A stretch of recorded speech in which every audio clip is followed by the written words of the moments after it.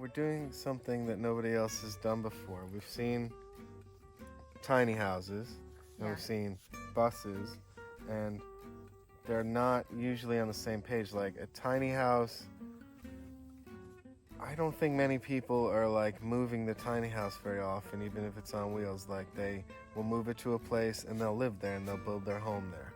Yeah. Right? Bus life, for the most part, we see just people going different places, touring the country, you know, camping, national parks, or not doing it full time. Like it's like a vacation type thing, or, you know. Yeah. But what we're gonna do is take the bus as like a building structure in itself, a studio apartment, and then we're gonna utilize the doors that are already in place to access other rooms as you would in a house. It's like hallways. They're already made cut out doorways to plug in the hallway, to plug in the other rooms, the other pods, you know? That door, yeah. And then we have the side one also that we could eventually use for something as well that could join up. And so essentially we're like building the rest of the house around the bus structure. Yeah. And to an extent, it would probably, depending on how much we do, you wouldn't even realize that there's a bus in the middle of things if we're building all around it. So even almost like make a greenhouse around it and like a whole rooftop deck on top of the bus so that the bus doesn't have any sun and really direct weather. Yeah. Like to connect with that would be very simple, you know, natural. The leaf just fell. So what we're doing is we're sitting here imagining and seeing what we're going to do next with the bus. And what that's going to do is to bring it back here so that we're sitting on basically a deck that will overlook the woods behind us. And we're trying to plan how can we do a level surface right here, like make a little retaining wall and fill it in with gravel and the whole thing. So we're seeing that with that comes all of these additional spaces that we'll use as storage, you know, a deck, a covered deck, a barbecue pit area. Like we're starting to see it expand to where it's almost like a little bungalow that the bus would just back up to, could pull away, and it would still be a little tiny mini structure. So it's about, like, this is a Lego piece, and we're gonna add on to it until we are prepared to find another site to build a tiny house. And then this will be a guest structure in our area that we would entertain in, near the ring of fire. Are these mushrooms or something? You said that like golden, that wasn't there before. Yeah, they're mushrooms. Wow. Some fungi for sure. That is a fungi tree. So it's like just the space of the tree that faces the sun, the morning sun.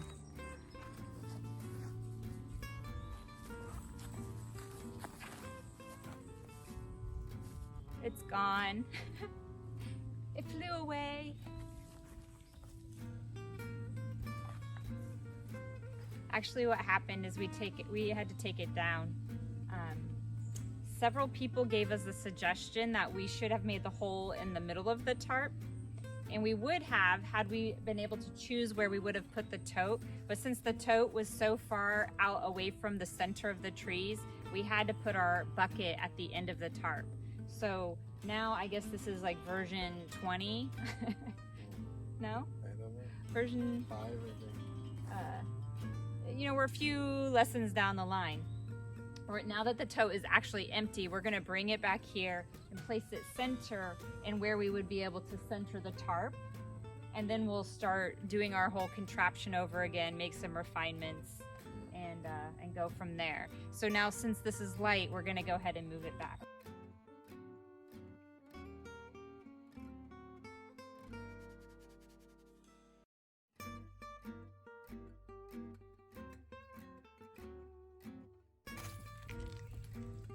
Oh, that's it? I think it's pretty empty. All right, we'll just go ahead and let it go all the way face down.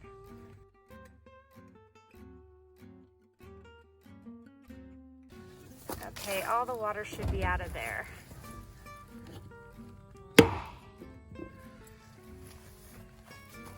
let's see what we got inside.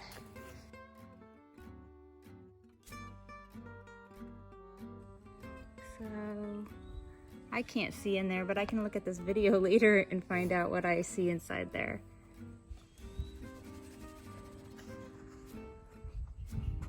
So we should probably get some bleach and clean this out at some point, but let's go ahead and cover it with the tarp to keep the heat off of it.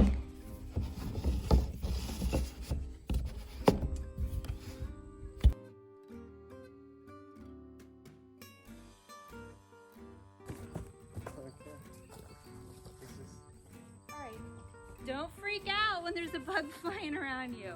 I was just showing you what not to do. Don't do that. You gotta be peaceful and calm, zen-like. Now that we've literally uncovered more resources, these stone blocks that are kind of all over the property, we're gonna take them down to the area that we're gonna build that little retaining wall to start leveling out the ground to bring the bus back. Still not done. Since we're trying to make limited trips into town, I don't have the caulking to put in the crack of the wood door once I take this broken glass and tape off, and I don't want water to get in there. We're supposed to be getting some rain, so I'm going ahead and leaving it.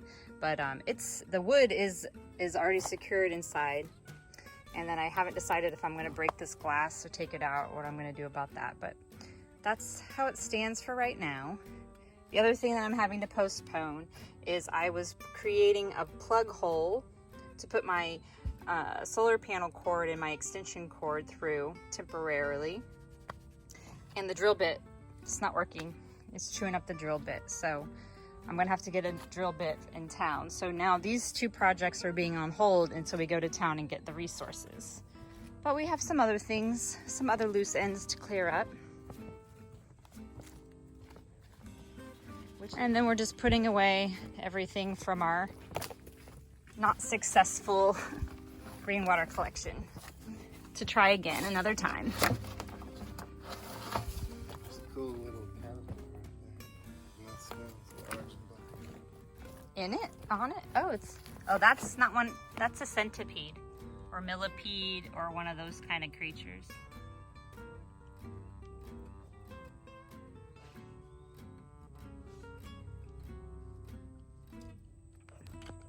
Oh, where did it go? It's fast too.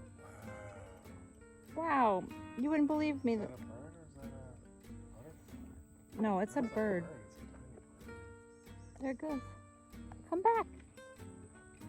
It's a little, yeah, it looks like a peep. Like a candy peep. Oh, there it goes. Did you see it move? So is it gonna go meet up with this other one? What is that beautiful thing? It's yellow and black. And the other one, oh, it's putting on a freaking show for us. So the last thing that we're gonna do today, clean up the loose ends that we have going around, is to go ahead and dismantle this water tower. We figured out that we have enough water pressure with the way the totes are just on a little bit of an incline and how much water is in. That's going to work out fine. We don't need to put it up high right now because we don't actually have plumbing for it to be pressurized into to go into the bus. So we keep looking at these pillars that Alan brought us and are dying to use them for another purpose. So I think what we're going to do is we're going to make the little deck that's going to go off the back of the bus using these pillars so that we have a level surface to go out of the bus back door. So we're going to take this apart so we can save the piece of plywood in our shed that we're probably going to be giving to John soon because it was his anyways. And then we'll put the 2x4s in there too so that we can reuse these for something else. And then we're going to take these pillars and just kind of prop them up over where we think that we want this little deck to be so that we can just sit back and imagine what it'll look like. The air is getting sucked in. It must have some amazing pressure behind it for some reason. This cap has something going on here. So I'm gonna see if I can unscrew this, but I don't think I will be able to because there's this little lip in the way. We're gonna have an issue, Bodhi. It's sucking, there's no air release. Like it's sucking the, as you're taking water out of it, it's pulling the plastic in. Oh shit. And I don't know that the cap is hitting this thing. I don't know that we can spin the cap. Can you spin it? We're creating a vacuum of some sort. But why? You know, those 3-gallon ones you get from the grocery store? We could poke a little hole That's what I'm thinking. in it, like in the side, so that water doesn't go in it, to let the air like pull in. Yeah, Because it's not. I can't move this. But why would this one do that and the other one wouldn't? Maybe it has something to do with when it fell. Like it pushed air out of it. Maybe, I don't know. So it's not taking air in exchange. So it must have something to do with our valve contraption. Maybe. Like maybe if you take the hose off. I don't know. This is out. This is outside of my reasoning. I mean, I understand why it's doing it, but I don't understand why it's happening. This now is. I can't get through it. Back and forth between those. All right. So then, if I drill a hole in there, then the little plastic shavings could get into the tote. Stab it. What's the solution? So we thought maybe this might have a vent to uncap it to let air in there, but I don't see how to unscrew this white thing. So that's null and void. Instead, we're gonna drill a hole in the front of it, like the ones that you buy at the grocery store, to let air in. And unfortunately, a little bit of those plastic bits might get in there. I'm gonna go small and work my way up if it doesn't work. If this isn't enough, but this needs to take air in as the water comes out.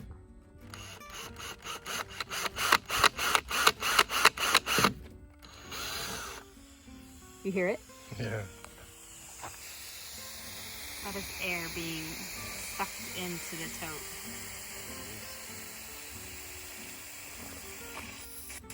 This way.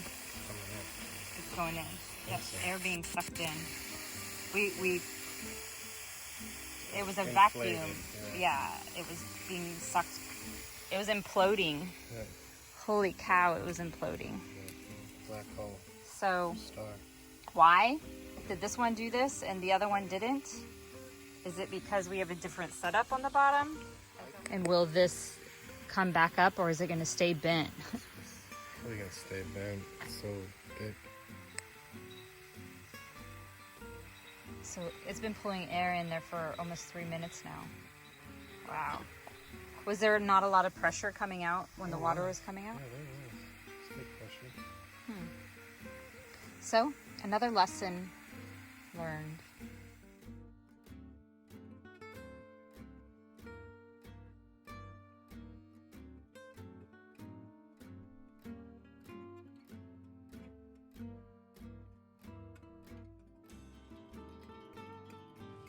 So this is her imagination shaping up, taking form.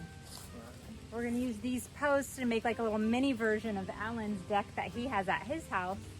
A little Skoolie sized one that will overlook the fire sphere. And it's starting to rain, so we're gonna have to go inside. But we have everything picked up, put up, wrapped up.